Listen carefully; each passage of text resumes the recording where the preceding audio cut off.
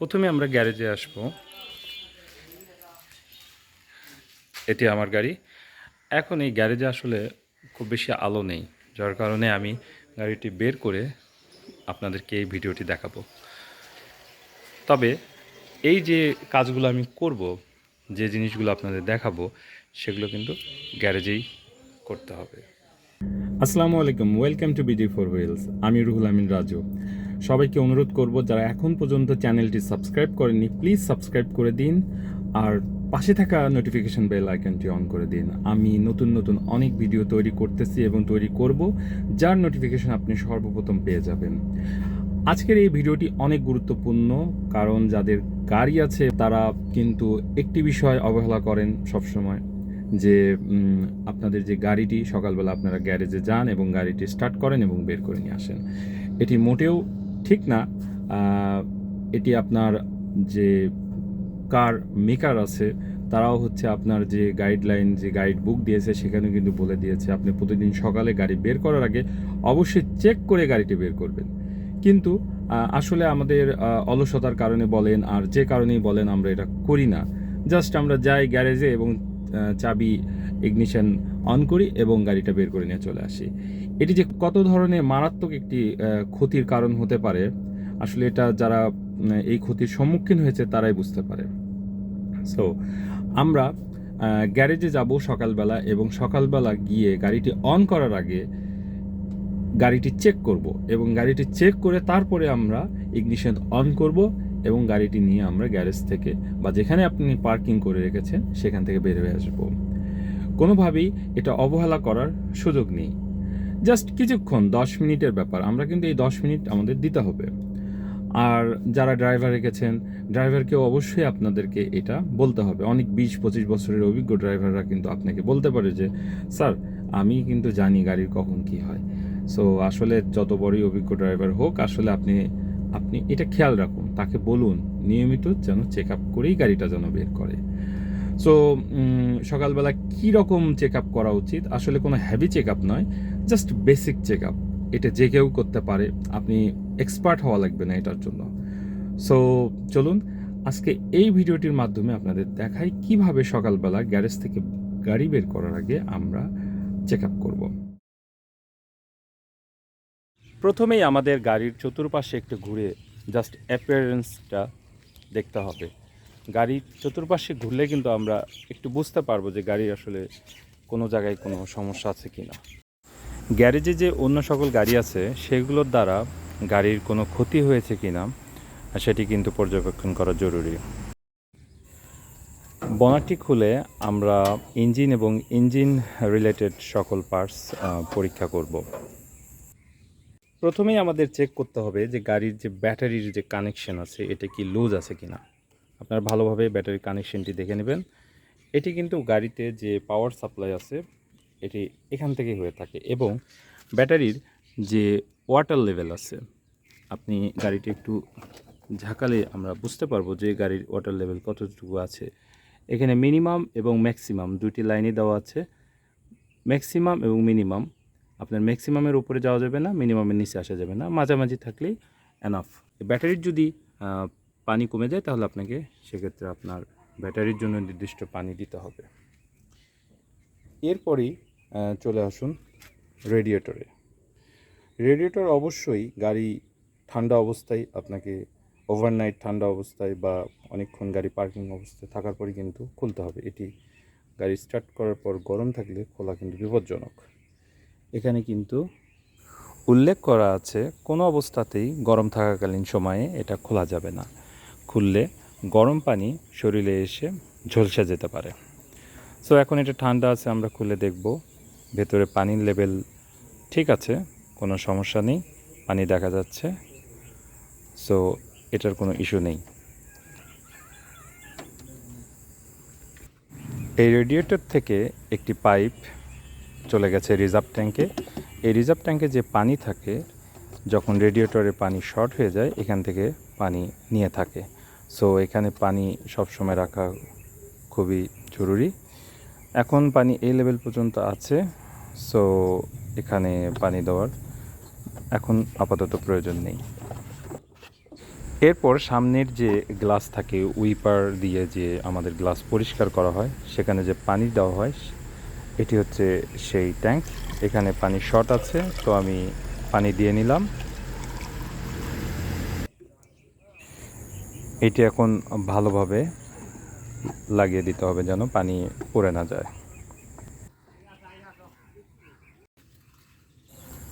এখন আমরা engine oil check করব। এই স্টিকটি এখানে দেওয়া থাকে, এই স্টিকটি বের করে একটি টিস্যু দিয়ে মুছিয়ে নেব আগে।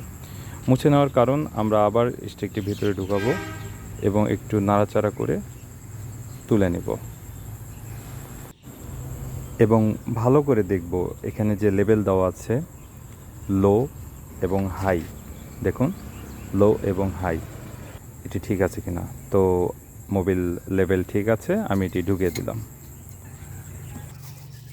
এখন পাওয়ার স্টিয়ারিং অয়েল চেক করতে হবে। এটির আসলে উপরের যে কভারটা থাকে এটি খুলে পড়ে গেছে, যার কারণে এখানে পলিথিন দিয়ে বেঁধে রেখেছি।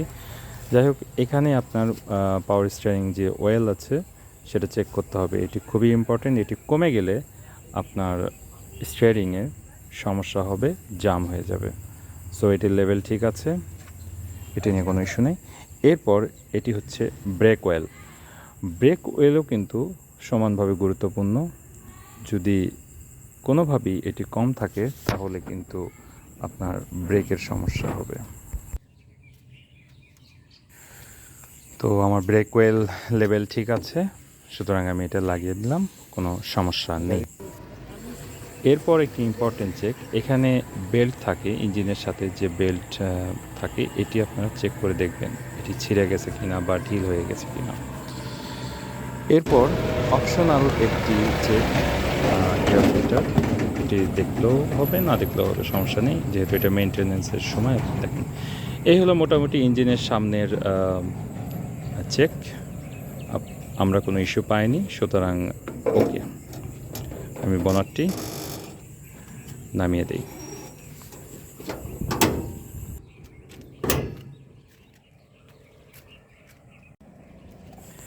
এখন আমরা গুরুত্বপূর্ণ চেক, চাকা চেক।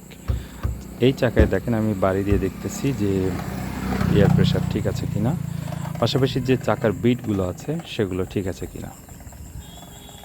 মোটামুটি ঠিক আছে। এইভাবে প্রত্যেকটি চাকায় দেখে নেব। এই চাকার হাওয়াও মোটামুটি ঠিক আছে। ডান পাশের পেছনের চাকার একটু হাওয়া কম আছে, তো এটি হাওয়া দিয়ে নিতে হবে। সামনের এই চাকার হাওয়া তার চেয়ে একটু কম আছে, সো এটার হাওয়া দিয়ে নিতে হবে।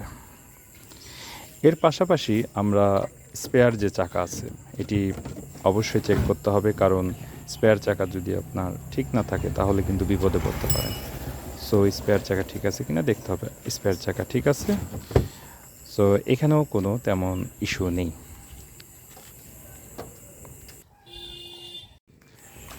এখন আমরা চাকার যে নাট বোল্ট আছে এগুলো চেক করে দেখব এগুলো ঠিক আছে কিনা। তো আমি চেক করে নিয়েছি অলরেডি। এর পাশাপাশি আমরা যে সাইড ভিউ মিরর আছে এগুলোও দেখব এগুলো ঠিক আছে কিনা, কারণ আপনার গাড়ি চালাতে গেলে এই মিররগুলো কিন্তু ঠিক থাকা প্রয়োজন। ডান পাশেরটাও ঠিক আছে, কোনো সমস্যা নেই। আমি এখন গাড়ির ভেতরে আসলাম। গাড়ির ভেতরে এসে আপনি যে জিনিসটি খেয়াল করবেন, প্রথমে এই পাশে যে চাবি আছে সেটি আসলে আপনি ইগনিশন অন করবেন না, জাস্ট চাবিটি একটু ওপর দিকে তুললে গাড়ির যে ড্যাশবোর্ডে কিছু সিগন্যাল লাইট জ্বলে উঠবে। সো দেখুন এখানে তেলের সিগন্যাল এবং তেলের যে কাঁটাটি আছে সেটা কিন্তু অনেক নিচে আছে, অর্থাৎ আমাকে ফুয়েল চেক আপ করতে হবে। এই গাড়িতে ফুয়েল একদমই নিচের দিকে আছে। সো আমাকে কিন্তু এটা মাথায় রাখতে হবে যে আমি কতদূর এই গাড়ি নিয়ে যেতে পারবো। আমার অল্টারনেটিভ ফুয়েল ব্যবস্থা আছে এই গাড়িতে, যেমন আপনাদেরকে দেখাই,